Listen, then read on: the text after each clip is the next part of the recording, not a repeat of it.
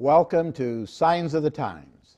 I'm Dr. Willard Register, and we are fortunate to have Dr. Noyes with us again, not only for this week, but for 5 more weeks. And we're going to be talking about things that you maybe didn't know too much about. We're going to talk about what he wrote about. Here, let me show you this book, Exposing Spiritualistic Practices in Healing. This means that you could go to into some doctor's office and maybe be faced with something you really didn't want, but didn't even know it. Well, Dr. Noyes is going to tell us all about that today and in the next few weeks. Dr. Noyes, I'm going to open this conversation by, there was a time in my life while I was practicing medicine that I thought, well, when I get retired, I'm going to need some exercise, so I'm going to get into yoga. Now, but I never did. Is that a good thing or a bad thing? Well, I'm glad you didn't. So tell us about yoga. Yoga has entered the church and into our civilization in a grand way. 40 years ago, every Christian would see yoga and say, well, this is Eastern pagan. Now it's a part of many churches and advertised by the churches. Why? Is it because we had a wrong concept before? Or we have forgotten what we once understood? And that we want to expose here this morning. And as I looked for the answers myself in the days that I was searching for answers, I was surprised what I found. I had no clue. Yeah, well, tell me, because I can't wait. All right. Now let's go back and review just a bit, a couple minutes of review of what we did on the last session.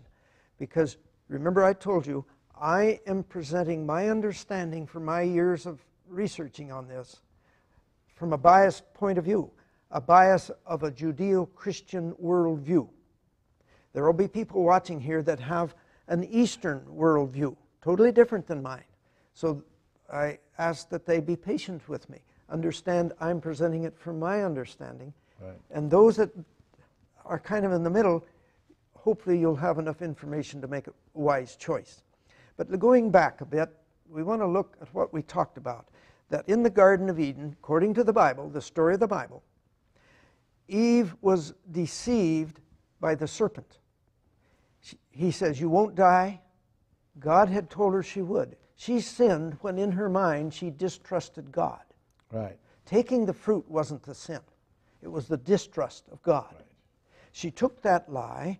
Now, also there was the lie that if you take of this fruit, you will progress into godhood, into being wise as God. And she bought it. We all like to be wiser tomorrow than we are today, don't we? Yes. And also, this deceptor from heaven, Lucifer, now called Satan, he said God's government is not quite perfect. His law needs a little tweaking. And he said, yes, the good, God's system of good, of selflessness, isn't balanced well. It needs a little pinch of self. And this will make a better balance. You see, this is the tree of the knowledge of good and evil. The knowledge of the right blend of good and evil to make a superior system. So he presents, and you see here on this illustration, this concept. Selflessness mixed with self will give a superior system. That's what he sold. How did it work out? Well, you go down about 1,600 years later, and we have this verse from the Bible that tells us how it worked out. And that every imagination of the thoughts of his heart, man's heart, was only evil continually. Evil synonymous with self. Right. So, God was actually repented of creating the earth. And so he destroyed it with a flood, according to the biblical story. Right. He said, why did I do this? Yeah. Look at these people. And so he said, we'll start over again. Now we come to the story of Babylon. That's where the tower was built, and God confounded the languages in the biblical story. Before the confounding of the languages, before the spread of the people to the entire world, they had formed a counterfeit religion to God's plan of salvation. And we're going to look at the fundamentals of that, because that's what's gone to the world since then. And the principles of that counterfeit plan of salvation are the principles from which most of these alternative therapies have their explanation. So let's go forward a bit in that to see what we can learn about it. There was this, you see, God, when He created the world, He put a day aside to help man remember who his Creator was. Right. He put a whole day to remember who created you. You didn't create yourself. And so the devil, in getting man away from God, because everything that the devil does is to bring attention to him, worship to him instead of to God. And to do that, he brought in another story of creation. The Bible has where God spoke, and He commanded, it stood still, it happened. He created by the power of His voice. And here we have a new story for creation.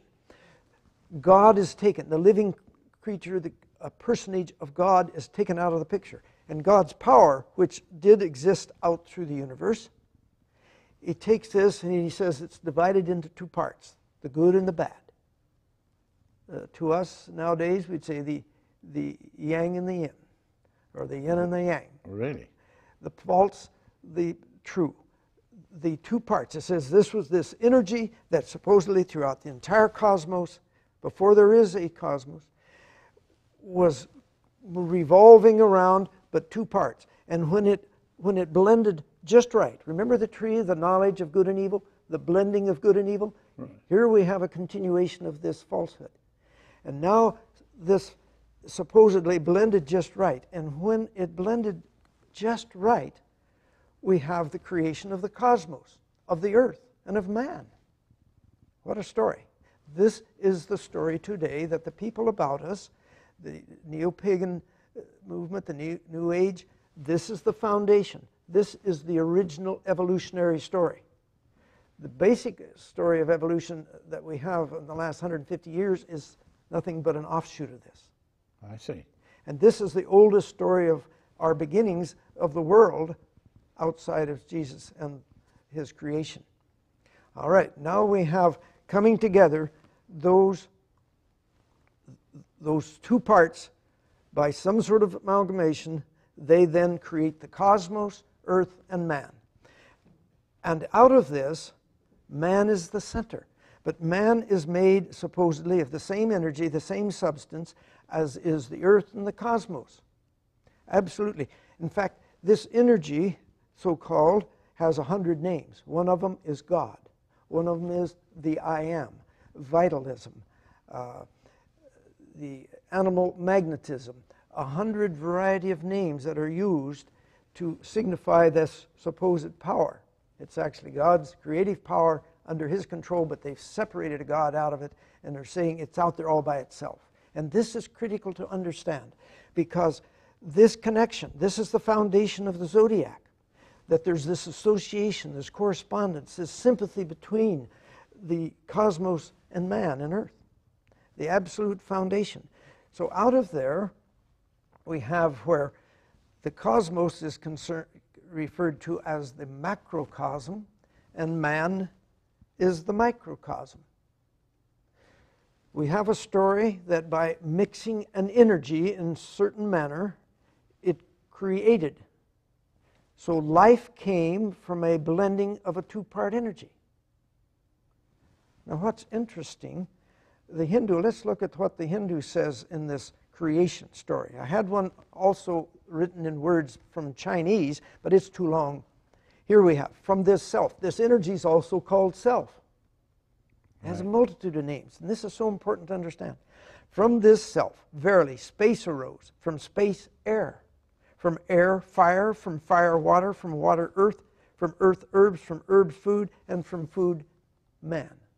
This concept of evolving. And in this energy that they now call about universal energy, supposed to has all the knowledge, intelligence of the entire history of anything. All that is known. And man is a component part. Man has within his body, as the microcosm of the macrocosm, he has all the intelligence of the entire universe. It's just learning how to get it out. I see. But it's there. It's there. It's latent within the mind of man. So that allows us to think, I can do it through myself. Right.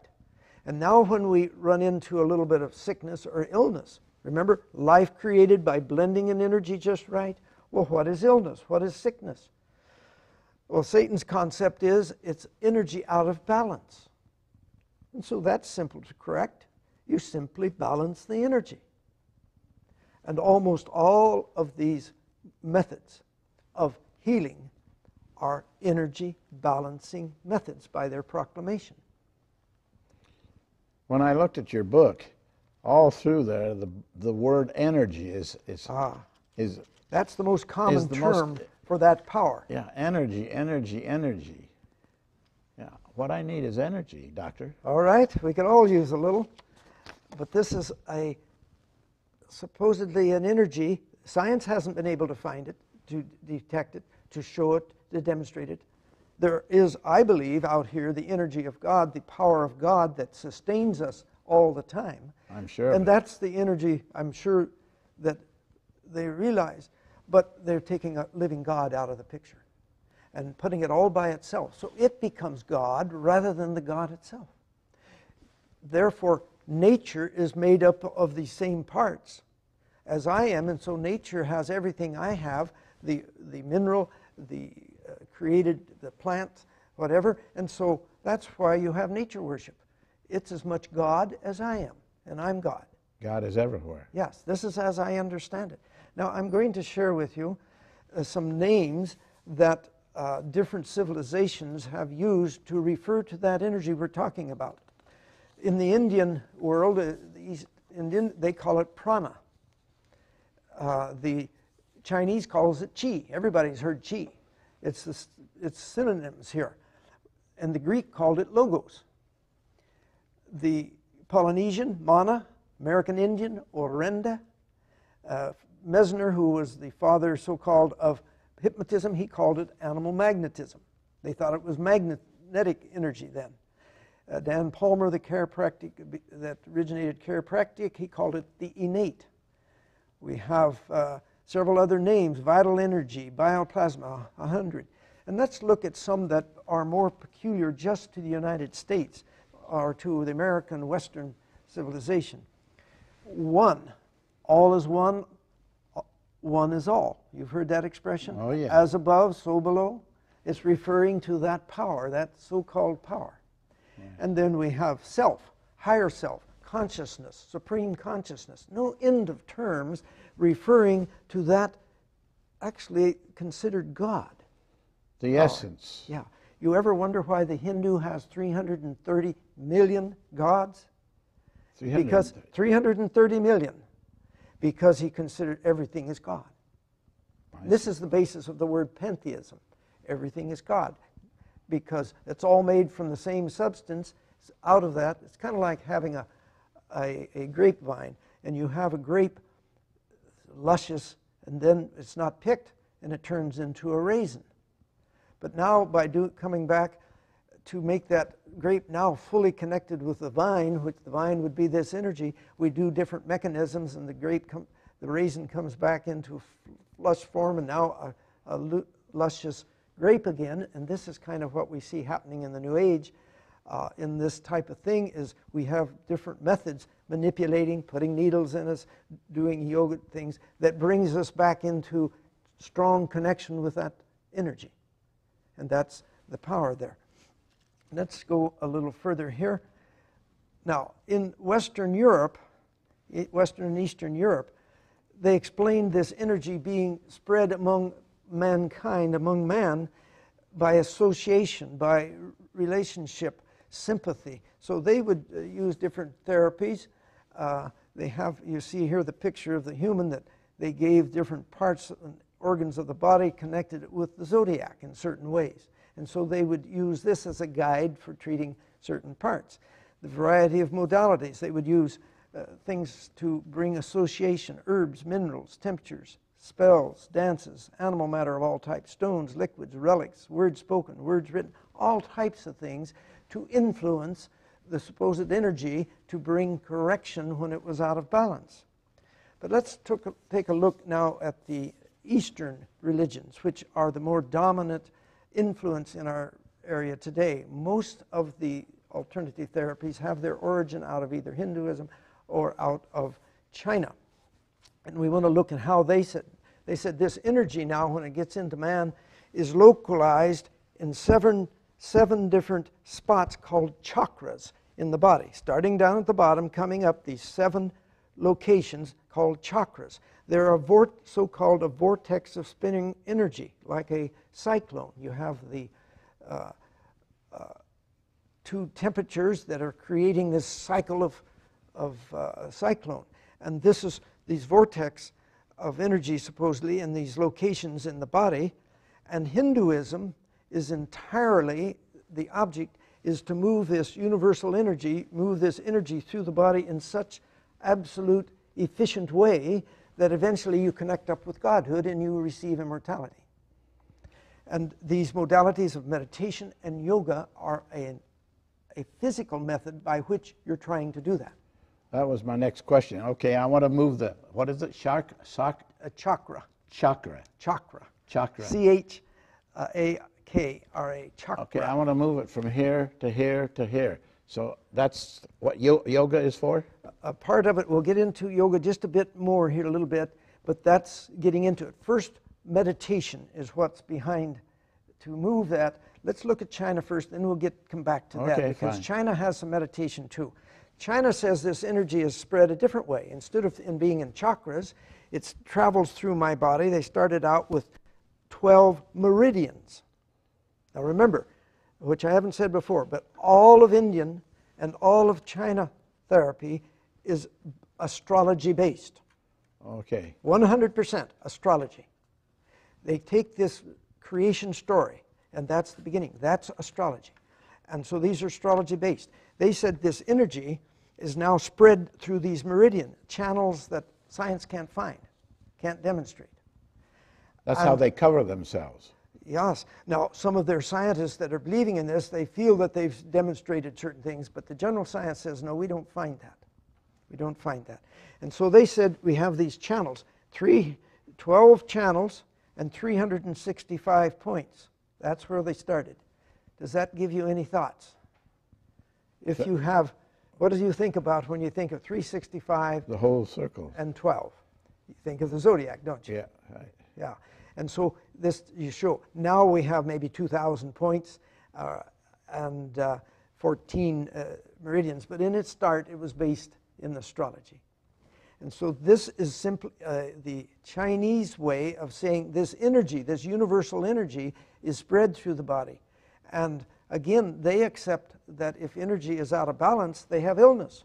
They put their whole life, even their furniture in their house and how they plan their meals, for a balance of good and negative, hot and cold, exterior, interior. The whole thing is a life of attempting a balance.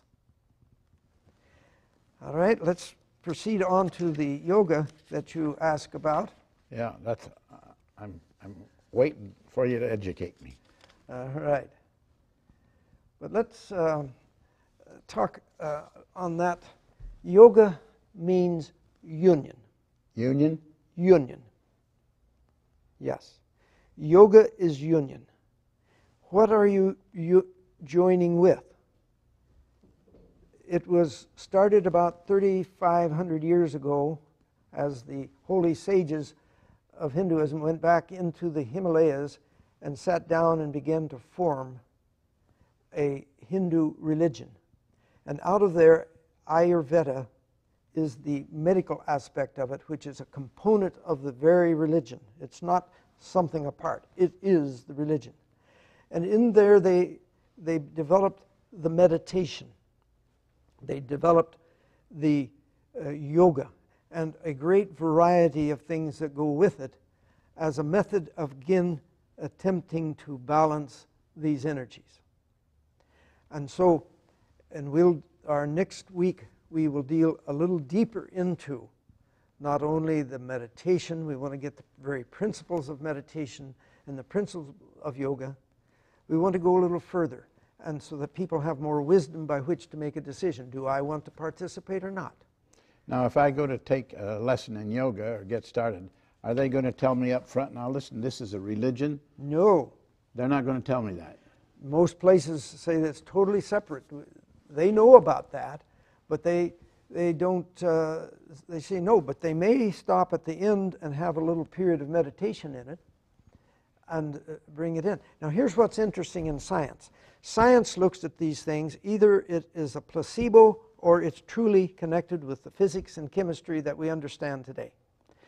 Science does not look at this subject from the viewpoint that I'm giving you. Right. If they did, they wouldn't print it. The journals wouldn't print if there's any religion. And so they say, yes, we know that past history and that, but we take that out, and possibly the Hindu or the Chinese found some modality that worked, and it really has no connection to his religion. And this is where I was for a long time, 20 years. You thought that everything was okay, short of religion? I was a little nervous about it, but I kind of felt that we just hadn't found the answer yet as to how it worked. Okay. Yeah. And so what I'm giving you up front here at the beginning is kind of what I arrived at after many years of searching. And so it puts others at a disadvantage. I was once where you are as an audience. I was there saying, yes, this is okay. But we just haven't found it yet. So science looks at it. It's either it works in a physiological basis, which at this point they haven't been able to show that it does, or it's a placebo. What is a placebo? Right. Well, that's where my mind tells me everything's okay. Yeah. Yes. It's going to work, so take the pill. And so when they've done that, they wind up, they have not been able to at this point find it. Actually, the National Institute of Health has spent $2 billion in the past 10 years researching these things. Really? Yes. Now, I can see how this might work on a lot of people's minds as a placebo. Because a lot of times you've seen patients that come in and It's you what know. kept us as doctors alive, didn't it? Exactly. You see patients that come in and you know, hey, all I got to do is give them a suggestion and they're going to get over this. And so you gave them maybe a little pill in addition to the suggestion, but they did get over it because they weren't sick in the first place. I think there are times when there is a power exerted that's beyond even the placebo. I'm willing to accept that the counterfeiter, the great counterfeiter, has power. And some things can really happen. So you and I No both question about that. Believe that. Yeah. But that the majority of times that you put it all together, it hasn't worked too good. I want you to think of it this way, Doctor. Let's go back a few years when they showed that ulcers had a bacteria that were really sort of a source and which propagated ulcers in the stomach. Right. 3 years, I wouldn't believe the new theory. A lot of us didn't. Yes. We had to have proof. They had to show the studies. Absolute, beautiful scientific proof. Right. Now here comes a healing mechanism sweeping across the most exotic knowledge in the world's history of science, coming with no science, no proof. Right, exactly. Coming from countries where this has been the source of belief, the cause of illness, that illness is a result of an imbalanced energy. And for millennia, they have had that concept. What was the condition of those countries' health? Abysmal. Abysmal, yeah. The worst you can get. We know that China, in 1949, their average lifespan was 35. If you were born in 1949, you could expect to live not more than 35 years. Really? Yes. That recently? Yes. And in 50 years, actually 40-some, that doubled to 70. How? By changing the idea, the concept of what caused disease. From being an imbalanced energy to one that had germs. We now had hygiene, closed sewers, dealing with vectors for parasitic infectious disease, helping control tuberculosis.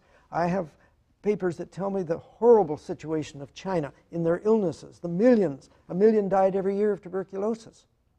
Amazing. But here it all came out of the concept that disease is an end result of an imbalance of energy. And to treat it, you manipulate the energy.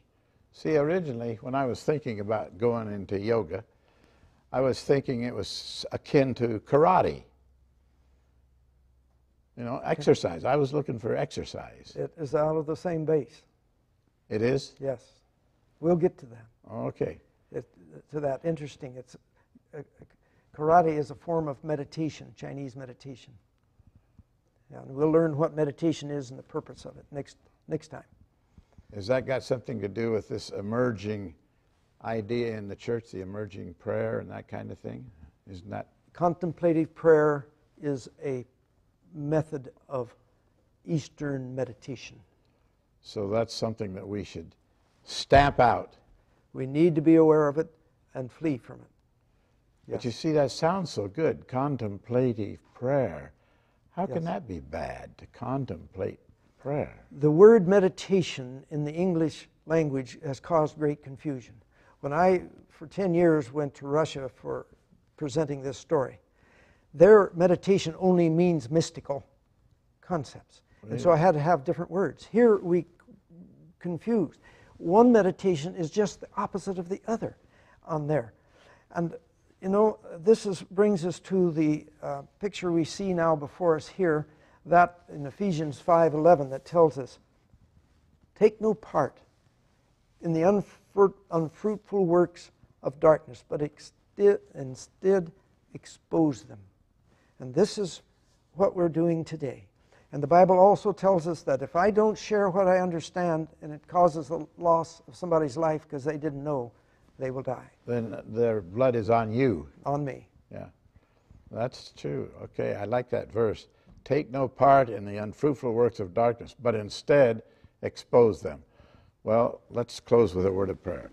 Our Father in heaven, we're thankful that we are being given this information by Dr. Noyes, who has studied for many years. Guide us that we will accept it and think it through in day by day as we come in contact with those that might want to use these modalities in our behalf, so to speak. We thank you for all your blessings, dear Father.